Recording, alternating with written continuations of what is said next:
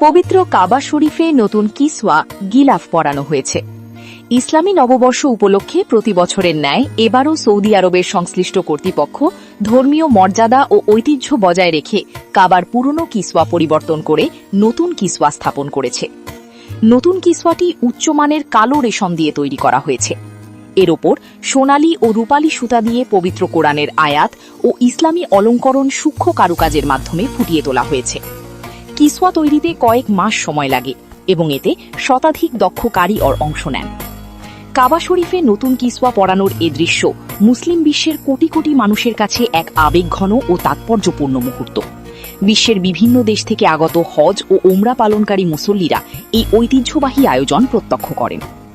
মুসলিম উম্মার কিবলা ও ঐক্যের প্রতীক পবিত্র কাবা, তাই প্রতি বছর নতুন কিসওয়া পরানোর এই আয়োজন ইসলামের ইতিহাস, সংস্কৃতি ও ধর্মীয় ঐতিহ্যের একটি গুরুত্বপূর্ণ অধ্যায় হিসাবে বিবেচিত হয়।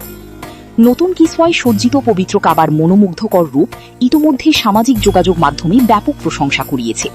মুসল্লিরা মহান আল্লাহর ঘরকে নতুন সাজে দেখতে পেয়ে আনন্দ ও অনুভূতি প্রকাশ করছেন।